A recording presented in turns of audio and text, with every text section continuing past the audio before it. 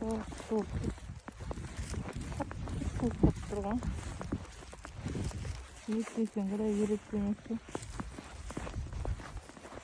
Достар, видеомды көрмес бұрын каналыма тіркеліп, лайк басып, өз пікірлеріңізбен бөлісе кетіңіздер. Бүгін менде мүлдем мазам болмады, кішкене басым ауырып, жұмысқа деген құлшынысым болмады. Бір жұмыс қайталана бергендіктен шығар.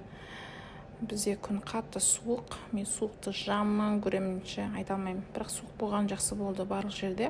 Гонконгский тұмау болып жатыр еді, кішкене тәуір болып қалатын шығар. Мынандай анимациялар қақтан шыққанын білмеймін, әйтеуір болып кетіпті.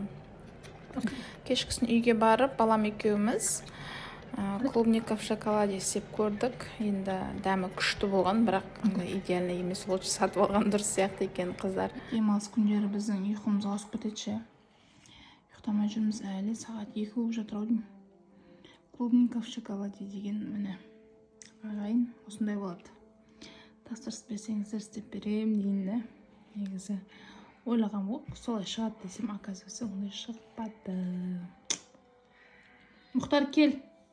Біз жақта жаңадан ашылған Заңғар кафесіне келді. Кешкісін баламызды батутқа ойнатайық десек, ол жақ жабық екен. Содан кейін осы жаққа келді. Кешкі ужинымызды ішуге негізі бір тәтті жегім келіп жүреді.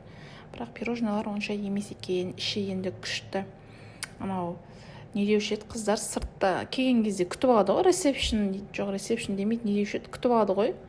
Осы жерге келіңіз, отырыңыз деп алды келетқан жігіт костюмшалар киіп алып, келіңіз, осындай жерге отырасыз, мындай жерде орын бар деп айтты. Даяшы қыздар да күшті екен, кішкене аңқаулы ма.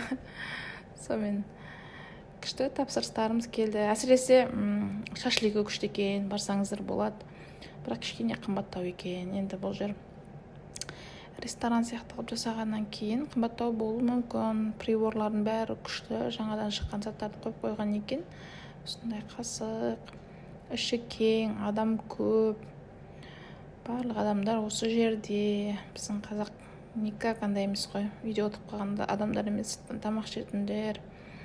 Мына жерде мен приборда таныстырып тұрмын. Негізі озвучка жасамайтын едім, просто музыка бар екен да, ішінде соған авторский праваға берема деп музыкасын өшіріп тастадым. Осындай болды. Ары қарай балам екеуміз ойнадық кішкене. Негізі баламен түскен дұрыс па, дұрыс емес па білмеймін, бірақ айтады барынша балдарыңызды интернетке көрсетпеуге тырысыңыздар, көрсетеді деп. Енді біз мамашалар естелік болып қалады ғой деп істейтін шығарымыз деп ойлаймын бала шағамызды. Негізі мен шашлик қойдың етін, басқасы жылқы етінен басқа етті жей алмаймын, сондықтан күйеуімнен заказ берген ғой. Бұл ненің етімен жасайтынын білмеймін. Мынау енді жылқының етімен. Сосын шашлик ұнағаннан кейін мен де өзіме шашлик заказ бердім. Балама фри. Ары қарай осындай съемкаға бардым. Елканы құрастырып, прокат киімдерді видеоға түсіріп, фотоға түсіріп, монтаж жасадым. Енді осы елканың қасында өзімде түсіп ағытқан жерім ғой, мен де түсіріп алшы деп. Осылай үй киіммен шығып кете салғам ғой.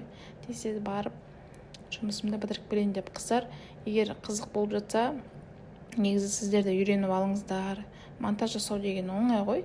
Тез монтаж жасайсыздар. Кішкене идея керек, и жақсы качество керек. Жақсы качествомен түсіретіндей, фантазияларыңыз күшті болатындай, креатив керек. Сөйтіп ақша табуға болады. Негізі менде туысқандарымның бәрі осындай онлайн сферасында жұмыс жасап ақша табады миллиондап. Ал біз жақта ондай үлкен сумманы көтермейді. Бізде SMM маман деген бар, білесіздер, араларыңызда бар ма? Мобилограф деген бар, копирайтер деген бар, истерсмейкер деген бар. Әрқайсы отдельно жұмыс болып кетті ғой. Соларды үйреніп алып жүргізсеңіздер болады. Нелерді жүргізесіздер осы сияқты. Мысалы, кафелерді жүргізуге, тойханаларды жүргізуге болады. Инстаграм, жаңағы салондар бар. Егер өздері жүргізуге мүмкіншілігі болмаса, сіздер күштілеп жүргізіп берсеңіздер болады. Мен осымен айналысып жатқаныма жарты жыл болды. Шүкір, әйтеуір несібеме қарай қосымша табыс ретінде келіп жатыр. Медицина саласында жұмыс жасағаныммен осындай қосымша табыс істегенде дұрыс, бір нәрсеге қарап қалмайтын.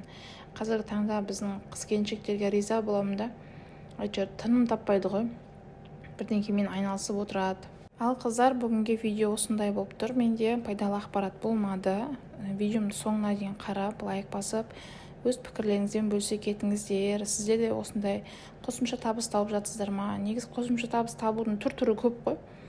Біздің қыз-келіншектер тыныш жатпайды, әйтеуір жұмысы бар болса да екінші жұмысқа әрекет жасап, әйтеуір табыс табуға тырысып жатады. Негізі байқасаңыздар, осыдан 5-6 жыл бұрын барлық қыз-келіншектер үйде отырса, құр үйде отыра беретін еді. Қазір құр үйде отыру деген жоқ, әйтеуір бәрі өз ризық несібесін іздеп тауып жүр еңбегімен. Ал достар, видеоның соңына дейін қарағандарыңызға рахмет. Келесі жолы пайдалы ақпарат салатын боламын.